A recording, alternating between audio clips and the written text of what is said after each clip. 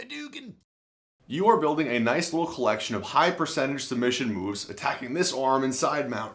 Now another way to look at that would be that you're building a collection of attackable arm positions in side mount. Just go with it. In any event, let's add another way to finish the fight based on our interaction with this arm. So as we're building your attack series from side mount, I want you to be always thinking about attacking this arm on the opposite side of the guy's body.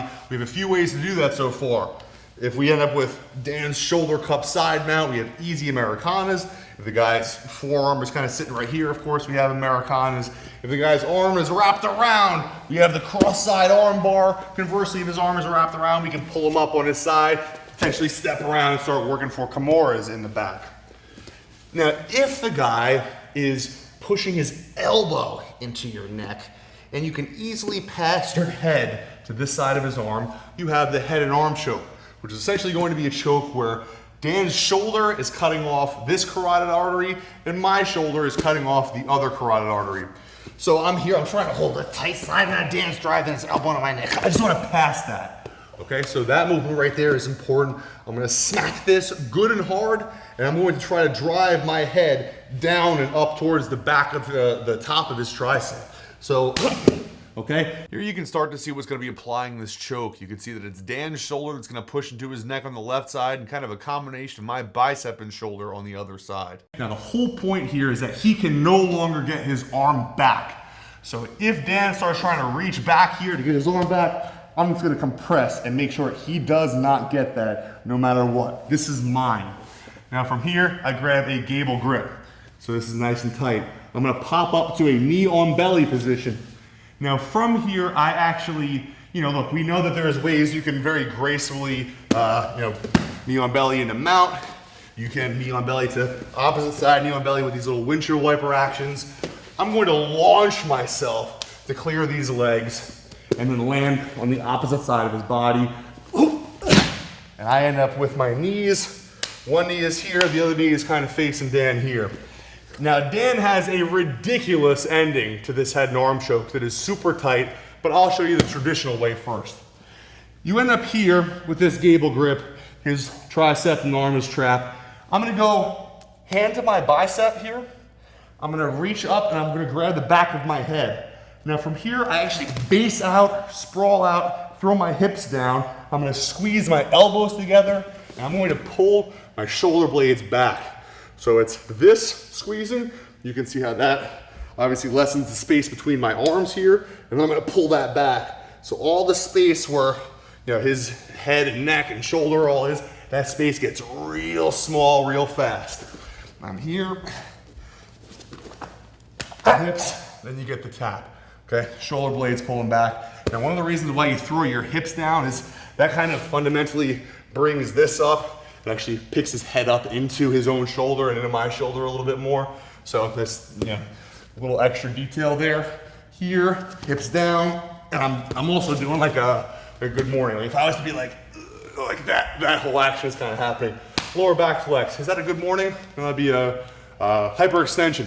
Whatever. So that's how you finish a head and arm choke the traditional way. If you want to review those steps, I'll list them below. But the truth is, I don't actually finish a lot of these the traditional way ever since Dan kind of figured out a way to pop your head off like a cheap Pez dispenser. Okay, I'm gonna give you a little bonus to do this from mount, but we're gonna follow up into the same exact finished position, only I'm going to just change the ending a little bit more. If you're in a mount position and you're throwing some punches, he picks his elbows up, I'm gonna slip this arm here and push up his elbow and trap here in what I like to call a modified mount, okay? Off-center mount, if you will. We will. I'm going to drive with my feet, a lot of pressure up onto his neck.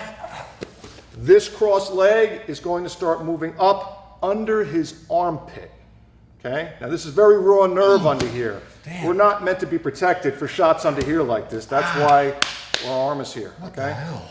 So, I'm going to start driving weight up to his neck, which is going to make him feel really uncomfortable. And this knee is going to come up into his armpit, and I'm going to turn out at 90 degrees and gable grip. From here, I want my back very straight as can be, and I'm going to just pull in this direction, which is actually going to take his head and move it over this way. But of course his neck can't do that. Oh God. Now, this is one of those moves where you never really know how it's going to get you first. It might choke you, it might make you feel like your neck is going to pop. It's going to choke you at the end of the day regardless. It's just, I guess, about whether or not your neck pops first. Strikes always get his arms to go up, strike, and then this hand slips here to his neck, and this pushes under his elbow. And I just drive and lock him right here into my off-center mount. Back of my feet are going to drive my weight up towards his neck. I let my body rise high in the air to get my knee under his armpit. I make a turn 90 degrees, full clasp, keeping my back straight. It's already tight. I'm going to let off him just a little bit, just to tap you out anyway. Yeah. And then I pull for the tap. This is the part of the lesson where I remind you to keep your training partner's best interests in mind while you're throwing this move. Don't hurt your partner's neck. Keep the team strong. So when we've caught it from side mount, I do the thing damn near as soon as I land. So as I'm jumping across, I hit this knee on the ground and everything kind of pivots into here. Okay, so my whole body turns to face where Dan kind of works his way too slowly. Boom, so I'm here. Okay, and then I end up kind of locked in right here, and it's just dragging this up high while pushing this across the same time. And Very tight. That's nice. yeah, and you just land in it right away. Few people are expecting the move to come on that fast. And look, a lot of guys will know, like if you catch a good jiu-jitsu guy here, he knows that the head and arm choke is coming. And a lot of times he's gonna start making sure that you can't move across to that side of his body. That's where the battle is kind of won and lost. The perilous path over here. And a lot of guys will really try to sweep you as soon as you start making your way over. So that's why I just say, hey man, go right ahead. I keep my weight back here, put the knee on his belly, and then when I'm going,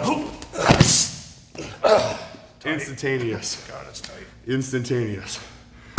Thanks for that, Dan. Very nice. Been getting people with that one for a while now. So that's a head and arm choke and something else that could really use a name. If you have any ideas, name stuff. And then have a nice day.